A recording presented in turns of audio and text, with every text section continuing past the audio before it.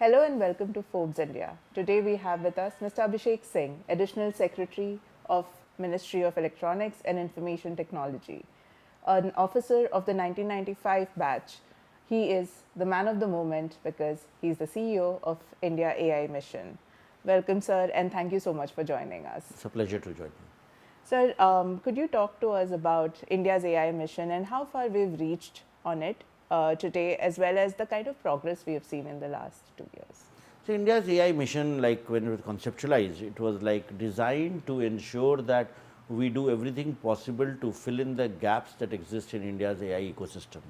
Our strong point has been the talent that we have, because our engineering talent has been known world over for building IT services, IT products for the whole world. Our engineers are part of almost every big tech company in the world. Some of them are even leading it. Our Indian IT industry has been at the forefront for solving problems. Within India also, we have used technology to solve governance problems, whether it's Aadhaar, whether it's UPI, whether it's DigiLocker and other projects that we have. In fact, the entire digital public infrastructure story globally is known because what India has done. So, given that, we felt that when we have so much of talent and we have so much of capability, why is it that we are so much behind US and China when it comes to AI? So, we looked into the gaps which are there, and primarily it was like the amount of compute that was available, making available data sets, making available funding for startups, creating an ecosystem in which we can build Indian models, foundation models, instead of be dependent on foreign LLMs. So, with this in mind, we conceptualized the 7-pillar strategy for India AI mission, which primarily includes making provisioning for them. When it was approved, it was required to say make 10,000 GPUs available at an affordable cost to our researchers, with a very innovative funding model and with the innovative way of incentivizing the industry to invest into the compute infrastructure. Today, we have almost 38,000 GPUs that have been made available at a very low cost, at a cost of an average cost of rupees 65 per GPU per hour, which is much lesser compared to the global prices of $2.5 to $3. So, on compute, we have moved ahead significantly, but given our size, I think we need to invest much more and make this compute accessible much more. That will be happening in the next few months. Then we have also set up a datasets platform, AI Kosh, which has got almost 6,000 datasets presently, which is enabling availability of datasets to all those who need it, whether it's AI researchers, whether it's startups, AI industry, those people who are building AI applications and solutions. Then we are also funding around 12 initiatives for building Indian large language models and small language models. Some of it we recently met the Honorable Prime Minister and showed the progress that they have made. In fact, some of the projects have made significant progress, so whether it's Sarvam or Bharatjan or Show, the Socket or GAN or GANI, they have made significant progress. And what we believe is that when we host the Impact Summit, some of it will be showcased to the whole world. So, we have moved significantly forward on the foundation pillar also. Then we have an application development pillar, which ultimately, because citizens and people and enterprises will be able to benefit only when there are AI use cases for farmers, for healthcare, for agriculture, for education. So, we are funding lots of applications over there. We have almost 40 applications which are developed, which have been currently scaled up in partnership with the state governments and in partnership with the concerned departments. Then we have a skilling pillar, because even though we are strong in skilling, we do believe that we need to provide sustained support to retain that advantage. So, we have fellowships which we give at undergrad level, postgraduate level and research level, so that students can take up AI projects. And these fellowships are not limited to only engineering or science students. These fellowships cut across disciplines. So, whether you are studying medicine or whether you are law or whether you are doing commerce, economics or liberal arts, you can avail of these fellowships if you are working on an AI project. Then we are also setting up data centers across the country, because we do believe that lots of jobs will be created in the data economy, wherein people will be required to do data annotation, to do data science, data analyst works. So, we are setting up almost 600 data labs across the length and breadth of the country, which will train the youth in tier 2, tier cities for taking up the data level jobs. Then we have another pillar, which is the startup financing pillar, under which we are providing funding support to startups when they need the most. We are setting up a fund of funds through which we can provide funding for pre-seed startups at the seed stage, at the maturity stage. So, that is again for startup financing pillar that we have. And last but not the least, we have a safe and trustworthy pillar, because whatever AI we develop, it has to conform to safety norms, it has to conform to responsible AI principles. So, under that, we are taking up several projects to build tools to ensure compliance to AI governance guidelines, to ensure that AI is developed in a safe, responsible, trustworthy manner. We also have come out with our India AI governance guidelines, which prioritize innovation over restraint, but lay down benchmarks and standards that are required for building trust, for ensuring accountability, for ensuring explainability, for understandability, and ensuring that AI is used for the larger social good and limit the harms that it can cause. So that's the kind of, in a brief short, the 7-pillar strategy of AI mission and where we are today. Right. And so we've been talking about sovereignty for India when it comes to AI, right? So how far have we gone on that, and like what is the future outlook? How long till we actually become sovereign in the right sense of the word? Like when you look at the entire AI stack, there are in short 5 layers to that.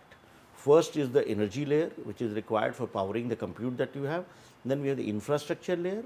Infrastructure layer means setting up data centers with which you can build AI compute.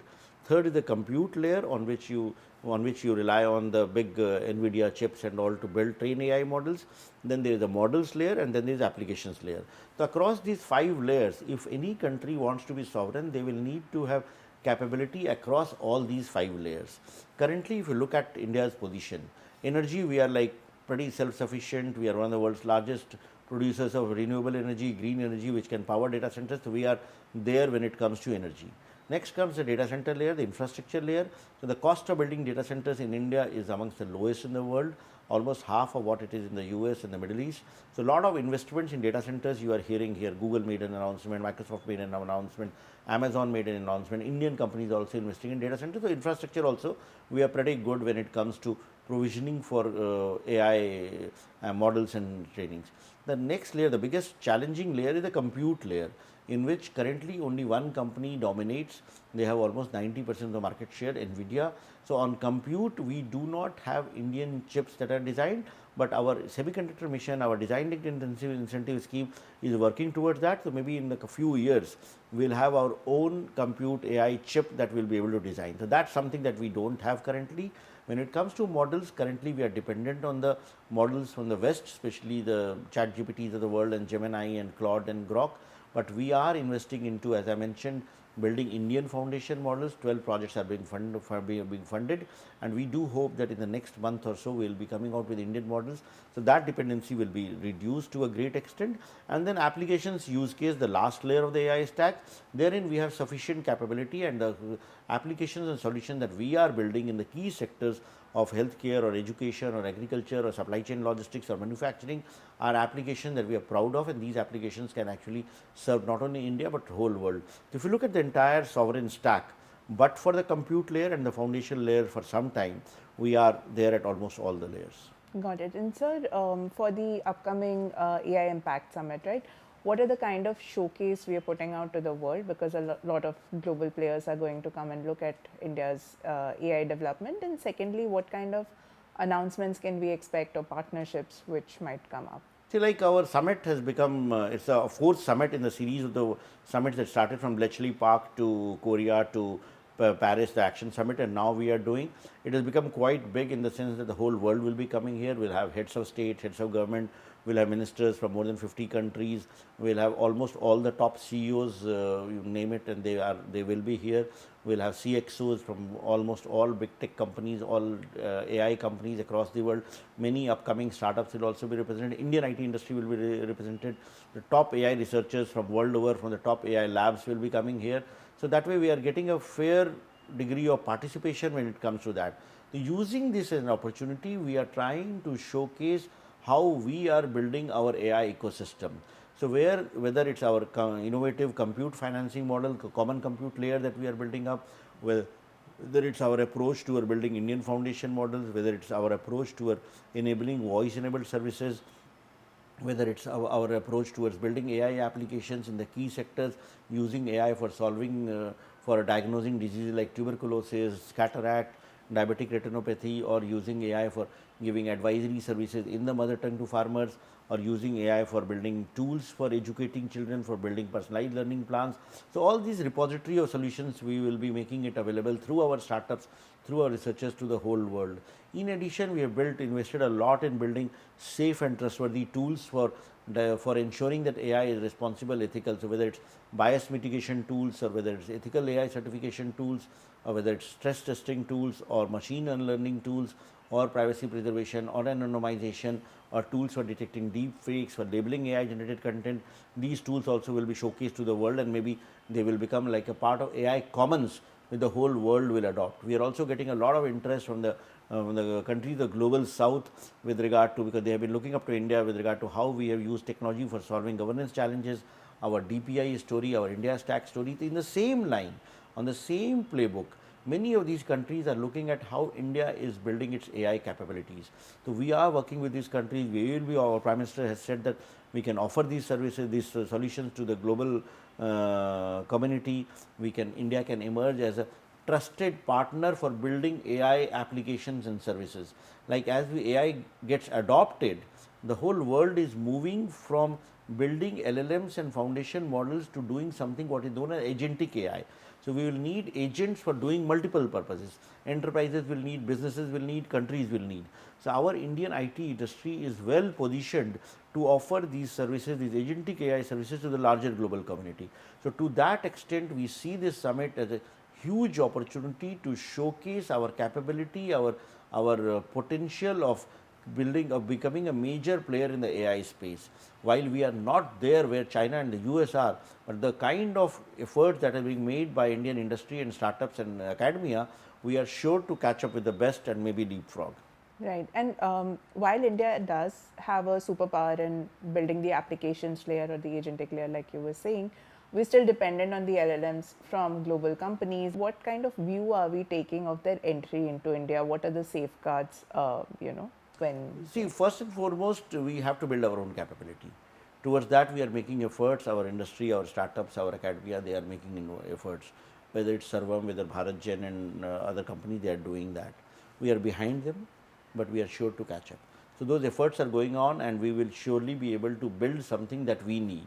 Maybe it will not be the state of the art like artificial general intelligence, but they will be good enough to solve the problems that we have. Number two, traditionally India has not been averse to entry of the big tech offering the services, so whether it's Google or Microsoft or Meta, they have been operating in India for a long time. So we are not there per se to stop them, ban them, block them as such. But we are aware that the greater the adoption of these solutions happens in India, the greater the diffusion happens, the greater the so-called free approaches happens. Ultimately, they all are looking at the data that comes from India. So the Indians who start using them, thinking that they are free services, we are actually sharing our data, our information with these AI labs, and they are ultimately benefiting from learning from India's data and usage. So ultimately, we are not getting these services for free. Indians are working for these AI models for free.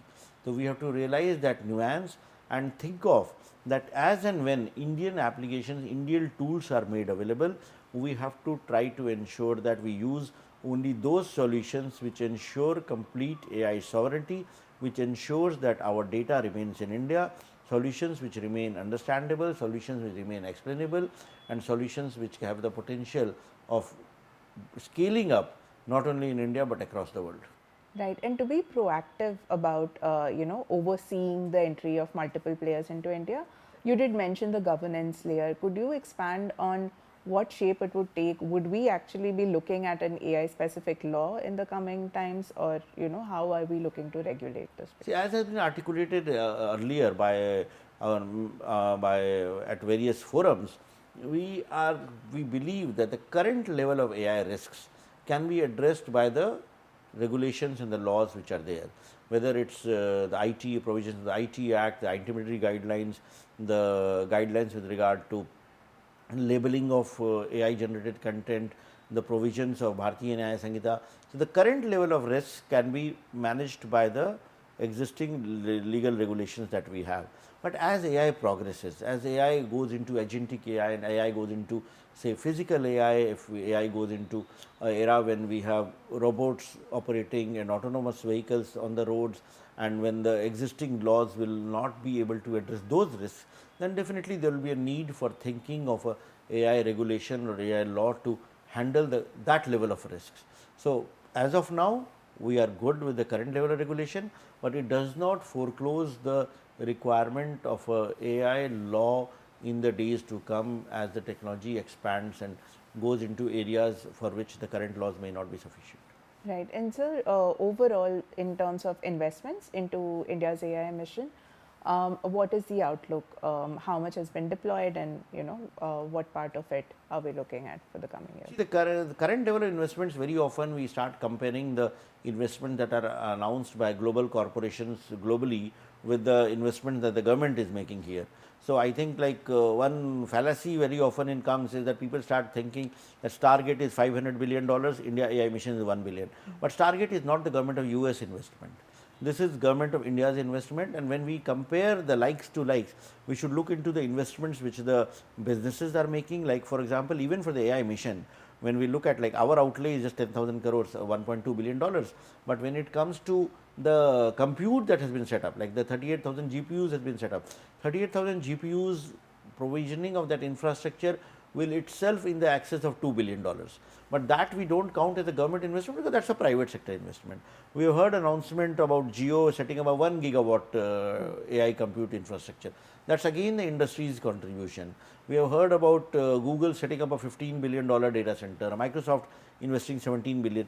If we sigma all of it, then our AI investment within India, whether it concerns energy or whether it concerns data centers or whether we concerns compute or investments in building AI applications or training people for building AI, becomes much more. So, and we do believe that with the current level of excitement that is there and the current level of AI companies, the way they are looking at India as a place for sourcing talent, in the days to come we will see significant investments by VCs and by funds in Indian companies, Indian startups, Indian researchers, where that's where the opportunity will lie. So investments are growing. It's not as much as we hear from the West, but I see that in the next 3 to 5 years, anywhere between 100 to 200 billion dollars will be invested in India's AI ecosystem. See, like what I would like to say is that the next few weeks till the run up to the AI summit is very critical. We are expecting a lot of people to come in and to showcase AI solutions. So India will be emerging as a strong AI nation, and one reason because of which it's happening, of course I mentioned about talent and all, but the other thing that makes digital solutions acceptable, adoptable and scalable is the policy support that we get, and that is going to be key as we move forward in the race to catching up with the best in the world and maybe matching them up in the days to come. That's great, sir, and thank you so much. We look forward to the AI summit in the coming days.